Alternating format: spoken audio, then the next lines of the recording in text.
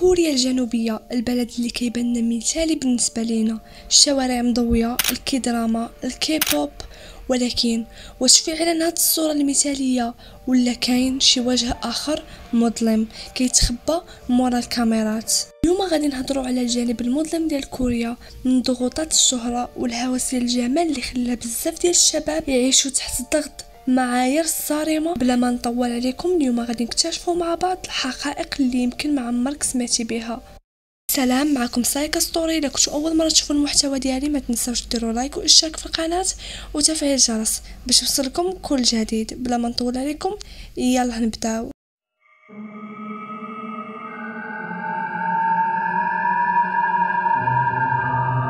اول حاجه غادي نبداو بها هي المشاهير الكوريين اللي كيبانوا قدام الكاميرا مثاليين، ابتسامه، الاناقه والنجاح، ولكن في الواقع بزاف منهم كيعيشوا حياه صعيبه بزاف. الضغط النفسي اللي كيتعرضوا لضغط هائل من وكاله ترفيهيه واوقات العمل طويله بلا راحه، وزيد عليها فقدان الحريه. بزاف ما كيقدروش يعيشوا حياتهم عاديه، ما يقدروش يخرجوا بحال الناس او يكون عندهم علاقات بحريه، حيت المعجبين والشركات كيتحكموا بهم في كل خطوه. واهم حاجه هي التنمر الالكتروني، التعليقات السلبيه والكره على الانترنت كيكون سبب رئيسي في الاكتئاب واللي كيؤدي على بزاف ديال المشاهير في كوريا الجنوبيه. وزيد عليها الهروب للمخدرات والكحول، وبعض المشاهير كيلقاو راسهم محاصرين وكيحاولوا يهربوا باي طرق واخا تكون ديك الطرق فيها خطا وكتعرض لحياتهم للخطر. واول من المشاهير اللي غادي نهضروا عليهم هذا النهار هي الممثله كيم سايرون.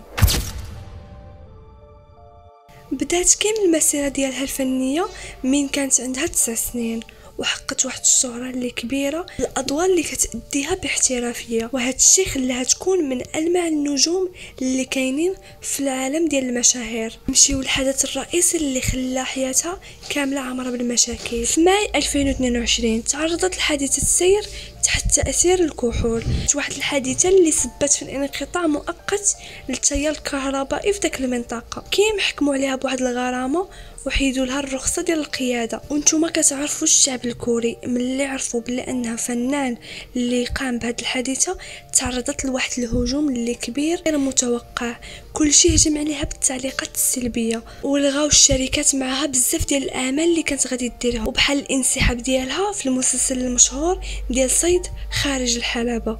وبدات الحملات الالكترونيه والتنمر على الانترنت كيضغط عليها بشكل اللي كبير. هادشي ادى للتدهور النفسي اللي صرالها.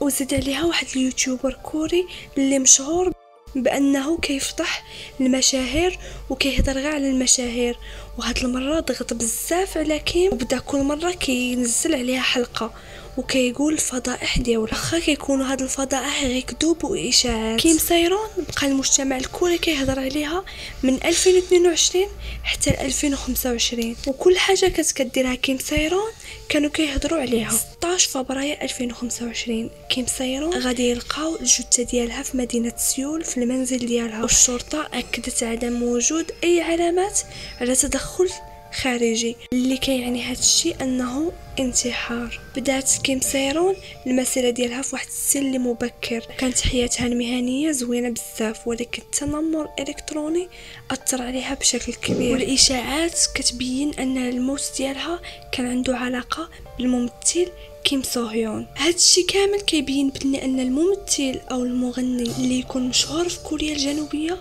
خاصو ما يدير حتى شي خطأ، وانه مسؤول باش يبان بواحد الصوره اللي مثاليه.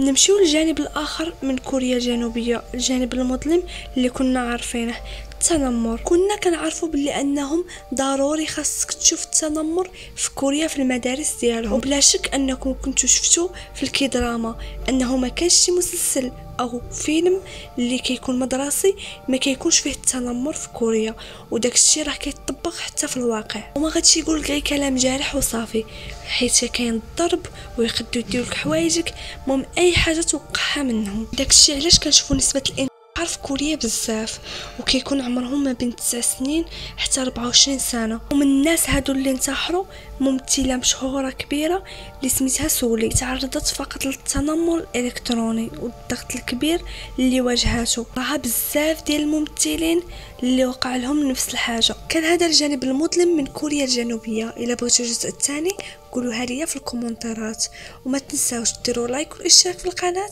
وتفعيل الجرس باش يوصلكم كل جديد. تهلاو.